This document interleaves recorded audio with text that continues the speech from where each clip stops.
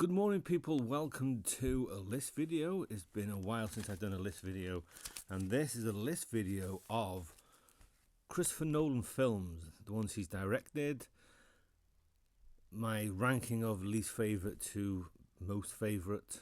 Now, all of Christopher Nolan's films I would consider to be good films. They all look good, they're all well acted, so there's not a bad film, what you would call a bad film. They're all good, solid films.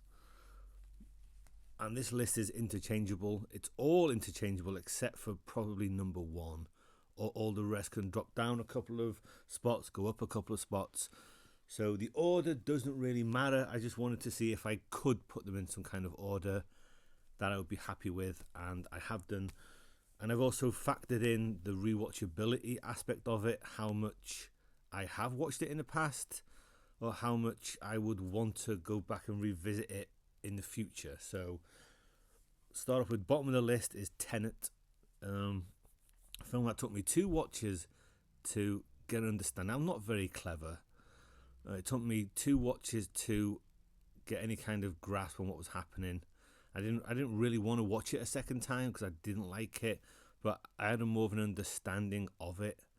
But even so, the second time it wasn't that interesting to me. I didn't find the people that interesting. I didn't find what was happening visually. It was cool, and I have no desire to go back and watch that for a third time. So that's why it's bottom. Next one would be his first film, Following, which I've only seen that once. It doesn't hold any interest in me to go back and watch it again. But at least I understood it the first time I watched it. So that was Following. Then next one is Dunkirk, which is well put together. All these different aspects of that particular part of history.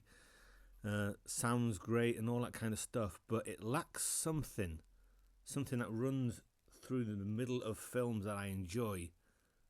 Whatever that is, doesn't have it in this. And I've watched it quite a few times now. I want to get the love for it that I really want, but I never have. And I'm kind of done with watching it. Maybe years into the future, maybe, but right now, no. Then the next one is Oppenheimer.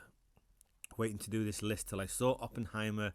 I watched it. Very good, well acted, interesting story, a history lesson. I wonder how much of it is actually 100% true. But interesting to watch. Robert Oppenheimer, the atomic bomb and all that kind of stuff. His life, his history. Very interesting. It was 3 hours long, and I have no desire to see this one again. I've watched it once. It's good enough for me. Now this one, out of all of those, well, obviously I would like it more because it's above them all. What am I saying? It's Insomnia. Al Pacino and Robin Williams, psychological thriller, if I remember rightly, a remake of a foreign film, Swedish, French, Norwegian, but psychological thriller. Robin Williams is good, Al Pacino is good. It's just another one that I don't revisit often. I think I've seen it maybe 2 or 3 times. It's not that I have no interest in watching it, I just never have. So maybe that's why it's above the others. Then on to the ones. I own Dunkirk. I just can't find it. The ones I could find is Memento. Again, you've got 2 timelines, one in black and white, one in colour. And it took me a watch or 2 to fathom out, because I haven't got the greatest attention span in the world.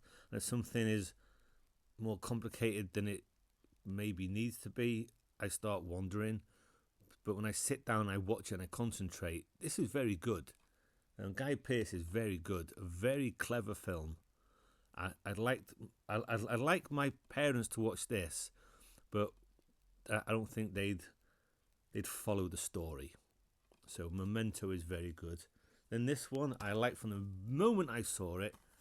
Christian Bale, Hugh Jackman in The Prestige. I love the setting. I love the main characters. I love the story of it. What they do, where they go, the things you find out in the film. It's just a very enjoyable 130 minutes, The Prestige. A friendship that became a rivalry that turned deadly. Very good film. I like that one a lot. Then The Dark Knight Rises. Now, I don't enjoy this as much as the other two, as you've seen in this list so far, but I do enjoy a great deal of it. I enjoy Tom Hardy as Bane. I enjoy Christian Bale as Batman.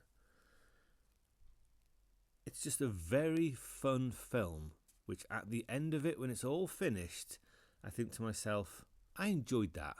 And that's why it's separated from the other two, which we'll say when we get to that. But when it's finished, I enjoyed that. Then the next two can be the most interchangeable of the bunch. But for now, number 4 is Interstellar. I love space, sci-fi films. I love films with big scope and epic size. This has both of them. Has a great main theme. I love the black holes. I love that planet with the water. I think what I've read back in the day, most people, it loses them is the end, towards the end of the film. I'm not bothered by that, but I enjoy that greatly.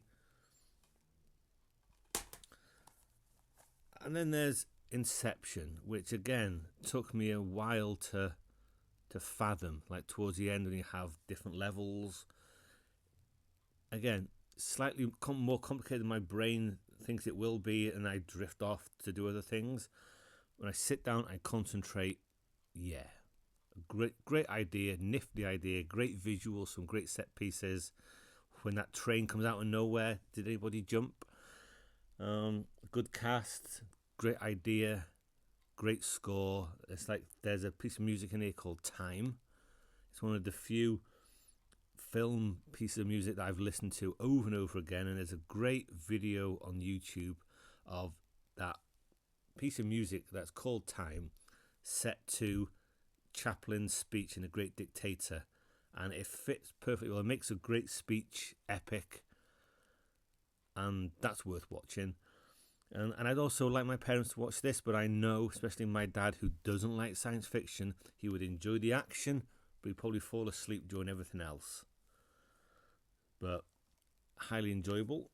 Then the last two, obviously, because they're glaring omissions so far, it's The Dark Knight. Now, I've often thought to myself, did this film get more praise because Heath Ledger passed away? Did Heath Ledger's performance get more praise than it would have had he have lived? We'll never know that. But I just think it's a great Joker. There's some great scenes. The scenes with the truck. Joker is, when he's on screen, you don't take your eyes off it. At least I don't. It's got a great soundtrack, like they all have. But again, piece of music in this that I've listened to many times, and I just enjoy it. I really do. And when that's finished, I think that was fucking epic. And of course, number 1 is Batman Begins.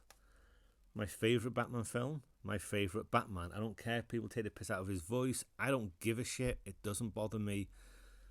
The scene when he jumps down and all the bats come, when he's got his car, and the first time we see Batman is at the docks.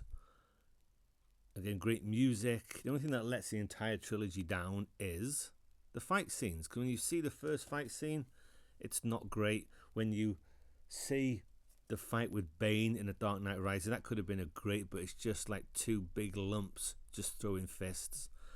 It's the fight scenes are poor. I just imagine something like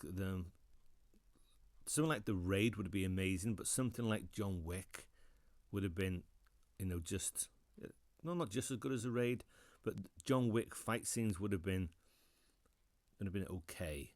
And this is another one, when it's finished, I think that was fucking epic. And the end of this as well, when Gordon gives him the package, turns it over, and there's a Joker card.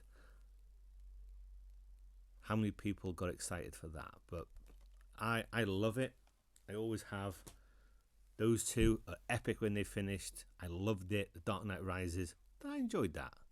So that's why they're separated from each other. But they're my favourite Christopher Nolan films, from least favourite to most favourite. I wonder what he'll do next. Comments are welcome.